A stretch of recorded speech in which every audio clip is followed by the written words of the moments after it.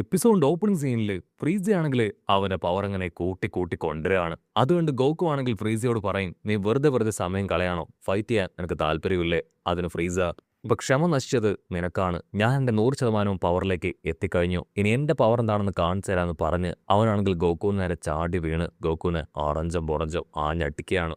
ആ ഒരു അറ്റാക്കിൽ ഗോകുവിനാണെങ്കിൽ കാര്യമായിട്ടുള്ള സംഭാവനകളൊന്നും തന്നെ ചെയ്യാനായിട്ട് കഴിയില്ല. അവൻ എങ്ങനെയൊക്കെയോ പഞ്ചുകളെല്ലാം തന്നെ ബ്ലോക്ക് ചെയ്യും. പക്ഷേ ഫ്രീസയാണെങ്കിൽ ഗോകുവിനെ ആഞ്ഞടിക്കുകയാണ്. അട്ടുകിട്ടി ഇപ്പൊ ഗോകു താഴേക്ക് പോകും. പക്ഷെ അവൻ കൺട്രോൾ ചെയ്ത് നിൽക്കും. അടുത്ത നിമിഷം ഫ്രീസ ഗോകുവിന്റെ ദേഹത്തേക്ക് ആഞ്ഞു ചവിട്ടി അവനങ്ങ് മണ്ണിൽ പുതപ്പിക്കുകയാണ്. പക്ഷെ ഗോകു ആണെങ്കിൽ വീണ്ടും എഴുന്നേറ്റ് വന്ന് ഇപ്പൊ അവനുമായിട്ട് പൊരിഞ്ഞ പോരാട്ടം. ഫ്രീസയാണെങ്കിൽ ഓരോരോ ഭാഗത്തൂടെ വന്ന് ഗോകുവിനെ പഞ്ച് ചെയ്തുകൊണ്ടേയിരിക്കുകയാണ്. അവന്റെ പെട്ടെന്നുള്ള ആക്രമണത്തിൽ നിന്ന് രക്ഷപ്പെടാനായിട്ട് ഗോകുവിനെ കൊണ്ട് കഴിയുന്നില്ല. മാത്രമല്ല ഫ്രീസയുടെ പവർ ഇപ്പൊ 100% ആയിരിക്കുകയാണ്. ഫ്രീസ അവന്റെ ഫുൾ എനർജിയിൽ അങ്ങനെ പറന്നു വന്ന് ഇപ്പൊ ഗോകുവിനെ ആഞ്ഞടിക്കും. അട്ടുകിട്ടിയ ഗോകുവിനാണെങ്കിൽ നല്ല രീതിയിൽ അതിന്റെ ഇമ്പാക്റ്റ് ഏൽക്കും. ഫ്രീസയാണെങ്കിൽ അവനെ നോക്കി ചിരിക്കും. എന്തുപറ്റി, നിനക്കത് മിസ്സായി പോയോ? വീണ്ടും ഒരുപാട് സമ്മാനങ്ങൾ ഞാൻ തരാനായിട്ട് വരികയാണെന്ന് പറഞ്ഞ് അവന്റെ അടുത്തേക്ക് വന്ന് വീണ്ടും ഫ്രീസയാണെങ്കിൽ അവനെ അച്ചരം പൊച്ചറ ആഞ്ഞടിച്ചുകൊണ്ടേയിരിക്കും. ഫ്രീസയാണെങ്കിൽ നിർത്താതെ ഗോകുവിനെ അങ്ങനെ തല്ലി പഞ്ചറാക്കുകയാണ്. ഗോകു ആണെങ്കിൽ അവന്റെ കൈ രണ്ടും പിടിച്ചു വലിച്ച് നീ ഇനിയെങ്കിലും തോൽവി സമ്മതിക്കാനായിട്ട് പറയും. പക്ഷെ ഫ്രീസയാണെങ്കിൽ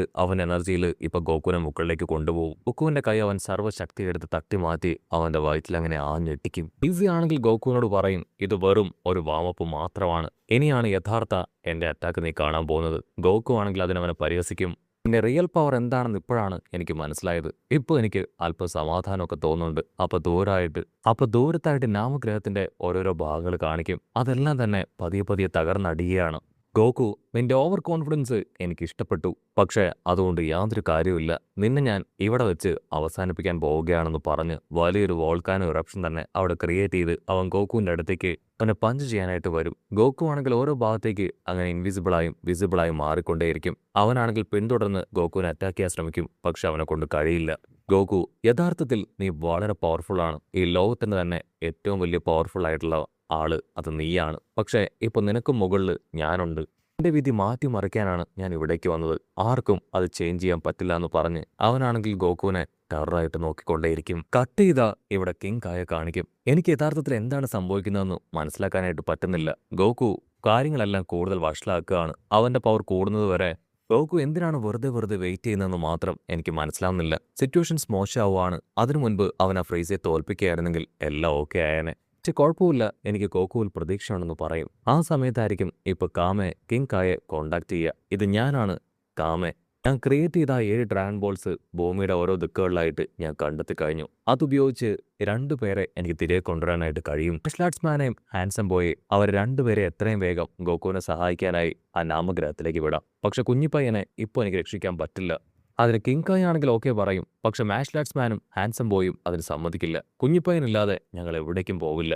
പക്ഷെ കിങ് കായ് ദേഷ്യപ്പെടും. ഇപ്പൊ നിങ്ങൾ പരസ്പരം തർക്കിക്കേണ്ട സമയമല്ല, സമയോചിതമായിട്ട് ചിന്തിച്ച് പ്രവർത്തിക്കേണ്ട സമയമാണെന്ന് പറയും. ആ സമയം കിങ് കായ് ഇപ്പൊ കാമയോട് ചോദിക്കും, വയസ്സായി മരണപ്പെട്ടു പോയ ആളെ ഈ ഡ്രാഗൺ ബോളിന്റെ സഹായത്താൽ തിരികെ കൊണ്ടുവരാനായിട്ട് കഴിയോ? അതിന് കാമയാണെങ്കിൽ തീർത്തു പറയും, അത് സാധിക്കില്ല. ആയുസത്തിൽ മരിച്ച ഒരാളെ കൊണ്ടുവരാനായിട്ട് ഡ്രാഗൺ ബോളിന് പവറില്ല. കിങ് കായ് ആണെങ്കിൽ അല്പസമയം പൂലങ്കക്ഷമായിട്ട് ചിന്തിക്കും, ആരെങ്കിലും ഇൻഡയറക്റ്റ് ആയിട്ട് ആ എൽഡറിനെ കൊന്നതാണെങ്കിലോ? സോ അങ്ങനെ സംഭവിക്കുകയാണെങ്കിൽ അദ്ദേഹത്തെ തിരികെ കൊണ്ടുവരാൻ കഴിയില്ലേ? കാമയ്ക്കാണെങ്കിൽ അത് കേട്ട് ഒരുപാട് കൺഫ്യൂഷൻ തോന്നും. ആളാണെങ്കിൽ ആ കാര്യം ഗഹനമായിട്ട് ചിന്തിക്കുകയാണ്. കിങ് കായ്, നിങ്ങളുടെ ചോദ്യമൊക്കെ വളരെ നല്ലതാണ്. പക്ഷെ ഇതിന്റെ യഥാർത്ഥ ഉത്തരം എനിക്ക് കണ്ടെത്താനായിട്ട് കഴിയുന്നില്ല. അതിന് കിങ് കായ് പറയും, ഓക്കെ കുഴപ്പമില്ല, അങ്ങനെയാണെങ്കിൽ ചെറിയൊരു വ്യത്യാസം നിങ്ങൾ വിഷ്വൽ വരുത്തണം. ഈറ്റയും അവന്റെ ടീംസും ഇല്ലാതാക്കിയ അല്ലെങ്കിൽ കൊന്നുകളഞ്ഞവരെ എല്ലാവരെയും ഡ്രാഗൺ ബോളിന്റെ സഹായത്താൽ തിരികെ കൊണ്ടുവരണം എന്ന് വേണം നീ പറയാനായിട്ട്. അത് കേട്ട് നമ്മുടെ ആൾക്കാരും കാമയും എല്ലാവരും ഞെട്ടും. അതല്ല എങ്കിൽ ആ ഫ്രീസ ഇല്ലാതാക്കിയ എല്ലാവരെയും തിരികെ കൊണ്ടുവരണം. കുറച്ചുകൂടെ നല്ലത് അതാണെന്നാണ് എനിക്ക് തോന്നുന്നത്. അങ്ങനെയാണെങ്കിൽ ഫ്രീസയും ടീമും ചേർന്ന് ഇല്ലാതാക്കിയ നമക്കേൻസിനെ എല്ലാം തന്നെ തിരികെ കൊണ്ടുവരാനായിട്ട് കഴിയും. അങ്ങനെ സംഭവിച്ചാൽ ഒരുപക്ഷെ ആ ഗ്രാൻഡ് എൽഡറിനെയും നമുക്ക് തിരികെ പിടിക്കാൻ കഴിയുമെന്നാണ് എനിക്ക് തോന്നുന്നത്. സോ അദ്ദേഹം ജീവനോടുകൂടെ വരികയാണെങ്കിൽ ആ ഡ്രാഗൺ ബോൾ ഉപയോഗിച്ച് 3ാമത്തെ വിഷ് നമുക്ക് ചോദിക്കാം. അതിലൂടെ ഇവിടെയുള്ള ഇവരെ 3 പേരെയും മോചിപ്പിക്കാൻ കഴിയുമെന്നാണ് ഞാൻ വിശ്വസിക്കുന്നത്. എന്തുകൊണ്ട് നമുക്ക് ഈ 2ാമത്തെ ഓപ്ഷൻ അത് തെരഞ്ഞെടുത്തുകൂടാ? കിങ് കായ് ആണെങ്കിൽ ഇപ്പോൾ അവരോട് ചോദിക്കും, നിങ്ങൾ 1 വർഷം കൂടെ ഇവിടെ നിൽക്കേണ്ടതായിട്ട് വരും. മേ ബി നിങ്ങൾ അതിന് ഓക്കെ ആണോ? അതിനവർ പറയും, ഞങ്ങൾക്ക് കുഴപ്പമില്ല, ഞങ്ങൾ ഓക്കെ ആണ്. ഉടനെ കാമയാണെങ്കിൽ ഇൻകായുടെ ഇൻസ്ട്രക്ഷൻ അനുസരിച്ച് ഇപ്പോൾ ആ ഒരു വിഷ് അത് ചോദിക്കാനായിട്ട് ഒരുങ്ങുകയാണ്. കട്ട് ചെയ്ത ഇവിടെ ബോൽമയും ഗോഹാനും അവർ രണ്ടുപേരും ഫ്ലൈ ചെയ്ത് വരികയാണ്. ബോൽമയാണെങ്കിൽ ഗോഹാനോട് പറയും, നിങ്ങൾ ചെയ്തത് ഒട്ടും ശരിയായില്ല. നിങ്ങളെ വിശ്വസിച്ചാണ് ഞാൻ ഇവിടേക്ക് വന്നത്. പക്ഷേ ഞാൻ വളരെ വലിയ അപകടത്തിൽ ഒറ്റപ്പെട്ടു പോയി. ദിനോസറിനെ അറ്റാക്ക് ചെയ്യാൻ വന്നു. ആ തവള എൻ്റെ രൂപം മാറ്റി വലിയ വലിയ കല്ലുകൾ എൻ്റെ നേർക്ക് വന്നു. അതിന് ഗോഹാനാണെങ്കിൽ അവളോട് മിണ്ടാതിരിക്കാനായിട്ട് പറയും. നീ ഒന്ന് വായടക്കി. എല്ലാവരും ഇതിലും വലിയ പ്രശ്നത്തിലൂടെയാണ് കടന്നുപോയതിന്.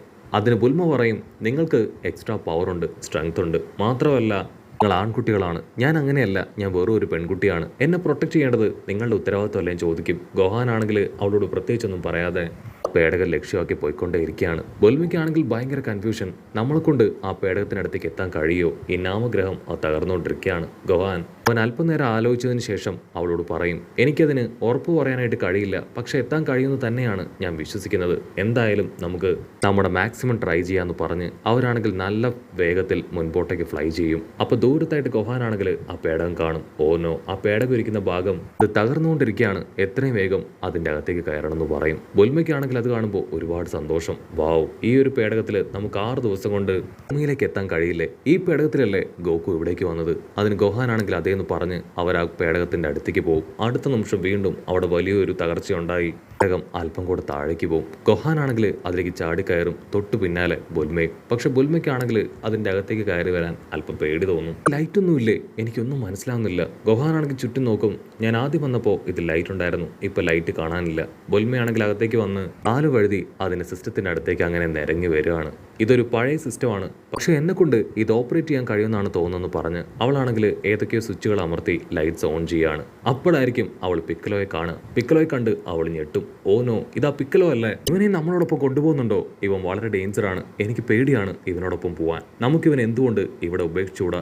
ഇവന്റെ ഗ്രഹം ഈ നമക്കിയൻ ഗ്രഹമല്ലേ? സോ ഒരുപക്ഷെ അവൻ ആഗ്രഹിക്കുന്നത് ഇവിടെ തന്നെ ജീവിക്കാനായിരിക്കും. അതിന് ഗോഹാൻ പറയും, ഒരിക്കലുമില്ല. പിക്കലോ ഇപ്പൊ പഴയ പിക്കലോ അല്ല, അദ്ദേഹം എന്റെ മാസ്റ്ററാണ്.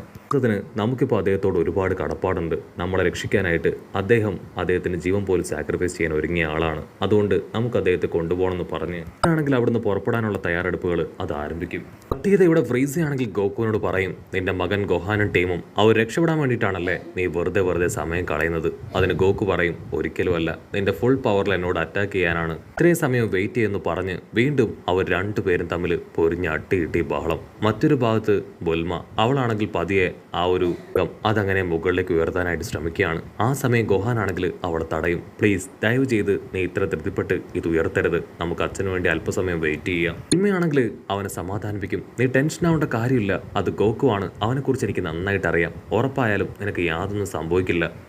അവന് യാതൊന്നും സംഭവിക്കില്ല. അവൻ സേഫ് ആയിട്ട് അവിടേക്ക് എത്തും. അതിന് ഗോഹാനാണെങ്കിൽ അവളോട് ബെഗ് ചെയ്യും. അച്ഛൻ ഓൾറെഡി നമുക്ക് വേണ്ടി ഒരുപാട് കഷ്ടപ്പെട്ടു. ഇവിടെ ഒറ്റയ്ക്കിട്ട് പോകാനായിട്ട് മനസ്സ് വരുന്നില്ല. ഒരല്പസമയം കൂടെ നീ എനിക്ക് വേണ്ടി വെയിറ്റ് ചെയ്യും. അത് കേട്ട് ബുൽമയാണെങ്കിൽ വെയിറ്റ് ചെയ്യാൻ തയ്യാറാവും. മറ്റൊരു ഭാഗത്ത് കാമയാണെങ്കിൽ പിക്കലോട് റിക്വസ്റ്റ് ചെയ്യും. പിക്കലോ, അവസ്ഥ മോശമാണെന്ന് എനിക്കറിയാം. ഈ ഡ്രാഗൺ ബോൾസ് ഉപയോഗിച്ച് എനിക്കത് ചെയ്തേ പറ്റൂ. അതുവരെ നീ പിടിച്ചു നിൽക്കണമെന്ന് പറയും. ബ്ലാക്ക് മാൻ ആണെങ്കിൽ ആ 7 ഡ്രാഗൺ ബോൾസും കാമയുടെ അടുത്തേക്ക് എത്തിച്ചു. ഡ്രാഗൺ ബോൾസ് മുഴുവൻ ഞാൻ കളക്ട് ചെയ്ത് കഴിഞ്ഞു. ഇനി എത്രയും വേഗം ഡ്രാഗനെ സമൻ ചെയ്ത് നമ്മുടെ വിഷ് അത് ചോദിക്കാം.